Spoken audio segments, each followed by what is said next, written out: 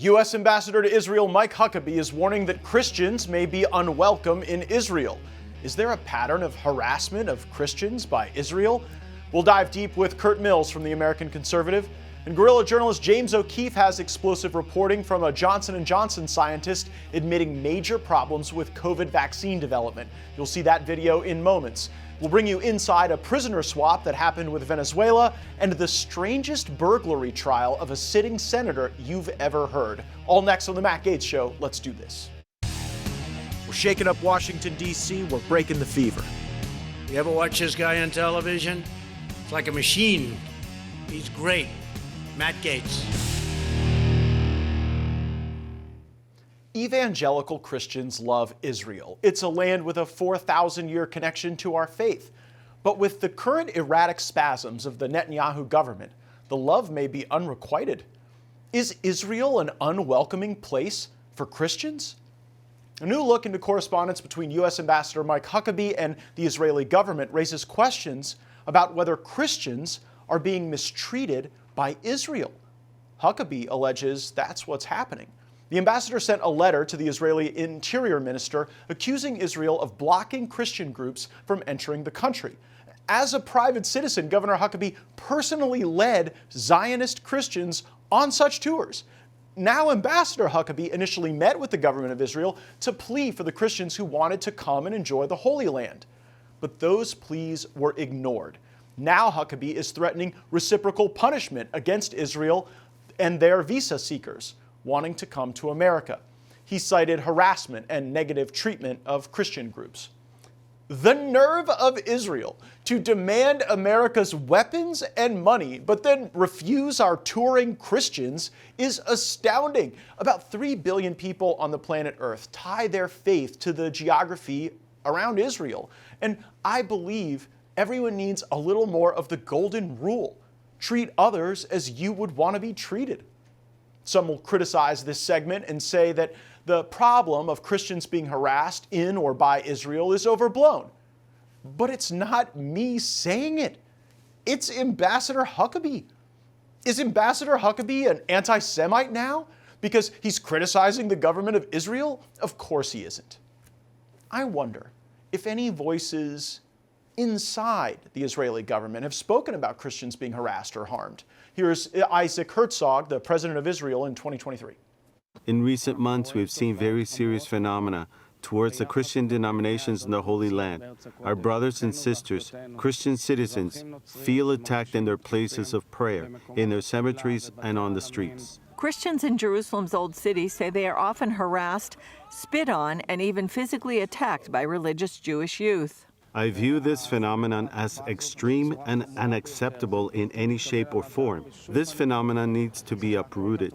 Earlier incidents include the desecration of a Protestant cemetery on Mount Zion, an attack on international Christians during a day of prayer for Jerusalem, and harassment at a Messianic concert in Jerusalem.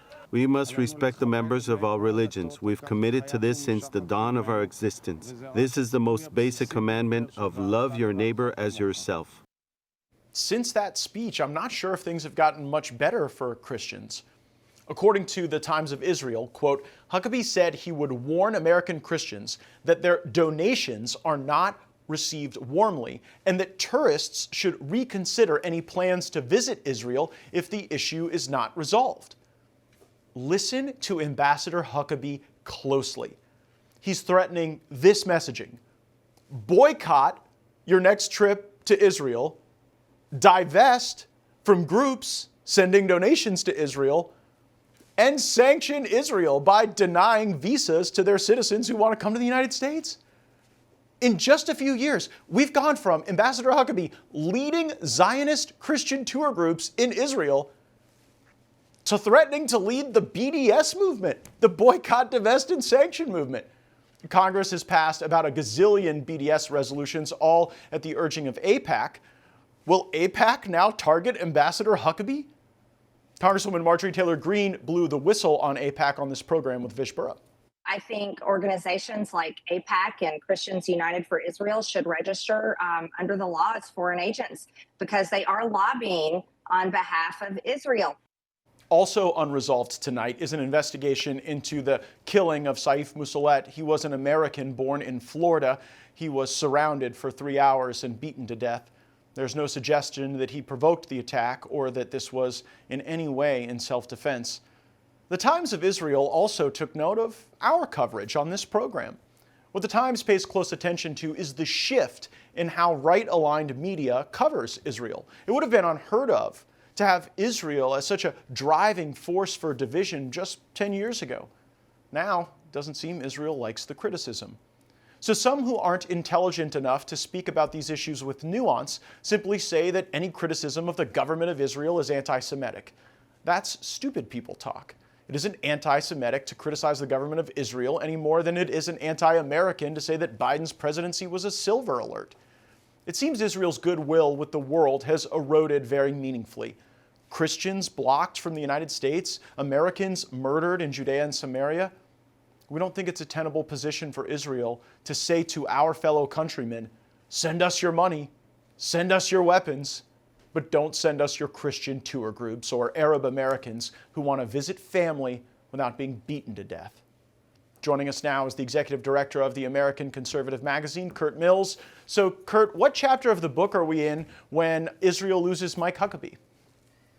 No, it's astonishing. I mean, Huckabee is a hawk's hawk on Israel issues. I mean, as recently as 3 weeks ago, President Trump was citing Ambassador Huckabee's text message to the president, apparent text message to the president. He truthed it out, saying, that the president was God's chosen messenger or something to this effect for why we need to bomb Iran. And to see this like utter volte-face, this utter collapse in the relationship between Washington and Jerusalem. I mean, not only did this controversy spill out into public view, seemingly the Israelis wanted it to spill out into public view. It was basically a letter in which the Israeli officials CC'd major other dignitaries within the country. It speaks to a level of isolation, misjudgment, misapprehension of the situation in one of our ostensible closest allies that is profound. It's fog of war stuff, and I think the Israelis have greatly misread the situation. And this has been a simmering controversy for years, if not decades. The Israeli government's disregard for the Christian constituencies that they oversee. And if this controversy ever spilled out into the evangelical right in the United States, that could be the Achilles heel of basically the Israel lobby's campaign in the United States. Curt, why would the Israelis be wanting to block Zionist Christian tours? Israel is, I think the problem with so much of the conversation on it, and to the extent that we can comment on it as Americans, is this is a country that is at war and seeking war and is not making incredibly sober, calculated decisions in the day to day. Netanyahu is just trying to get to the end of the week. And so there are elements within Netanyahu's government, not the prime minister himself, who are extreme religious hardliners and have an extreme disregard for basically anything that is not Jewish ultra-Zionism. And that is not the pitch for why the United States should be hook, line, and sinker militarily with the Israelis. And it is not the pitch for why tens of millions of Christian Americans support the Israelis so unflinchingly. Well, what that sounds like you're saying to me is that the underpinning of this somewhere is just bigotry to non-Jews. That there's a bigotry that erupts in trying to frustrate Christians from being able to go and see Israel. And nothing gets the Israel First lobby in the United States more worked up than the BDS movement, the boycott, divest, and sanction movement. Is Mike Huckabee now the leader of that movement when he says boycott your trip, divest your funding, and we may sanction you with visa retaliation? Yeah, no, it's sort of astonishing thing. I mean, so much of Israel criticism throughout history and the United States is portrayed as, quote, far left. But you saw the headline just there in the Times of Israel portraying your program, I think, unfairly as far right. And it is this astonishing moment where if the president or the president's emissaries or programs like this start questioning this stuff, it's actually a lot more effective than anything on the far left.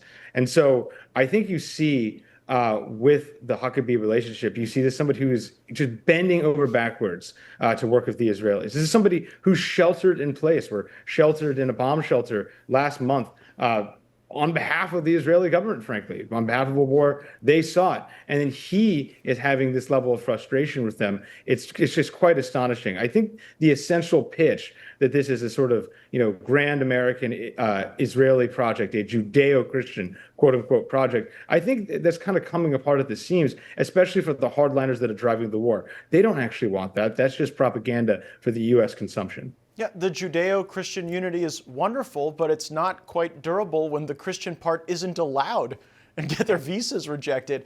You've offered some stirring commentary on the legacy of Bibi Netanyahu. And, I guess you're a little younger than me, but for most of our lives, Israel policy has been unifying in the United States. You had Republicans and Democrats leaping over each other to try to praise the importance of the relationship. Now that relationship is under siege on the left. It seems to be under siege on the right.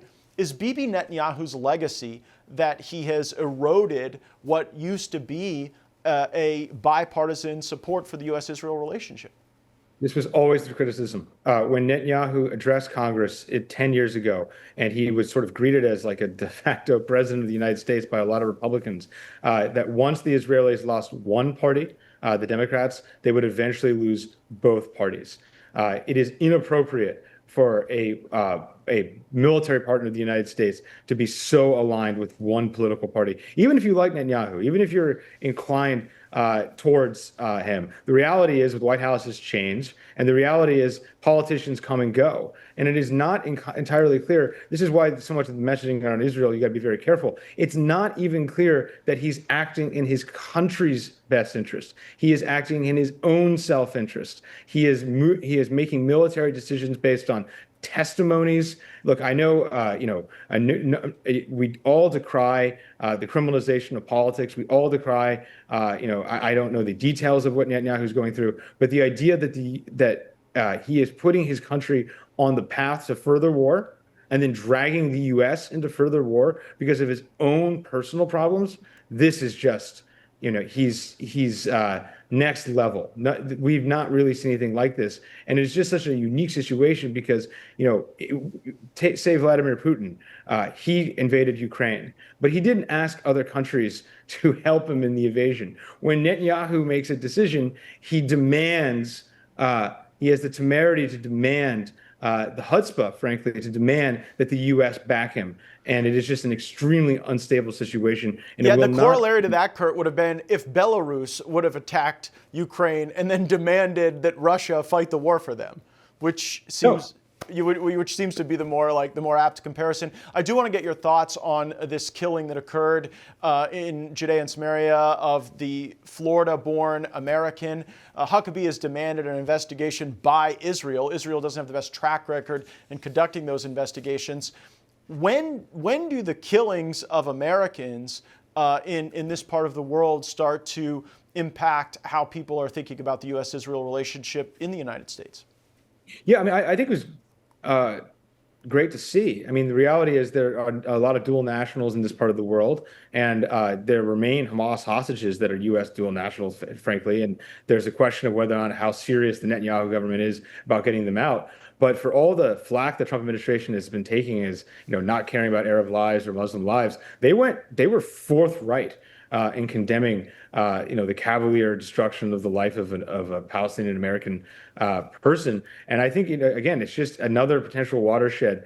I think, every day as you get an inch, you take an inch, and Netanyahu is going to wake up tomorrow and try to come up with something else to do. But the baseline frustration on the right, this is a conversation that people thought might be coming in 5-10 years. I think it's coming in 5-10 weeks. It is just such a unstable dynamic. People can see it. The American people are not dumb. The Republican voters are highly informed. Congressman Green's speech last night in the Congress, that was well received on both sides of the aisle. I mean, I saw a number of progressive journalists, people who are, very, in the hard left space, critical of Israel, who thought, Green was further out there and more heroic than a lot of their own ilk. And so this is a fast emerging controversy, and I think one that's just not going away. And so again, Huckabee is not somebody who you would expect to do this. And if this is his baseline reaction, quite notable. Quite notable, from Zionist tour leader to BDS leader, potentially, or at least threatening as much. Curt Mills, Executive Director of the American Conservative, thanks as always for coming on and sharing your perspective.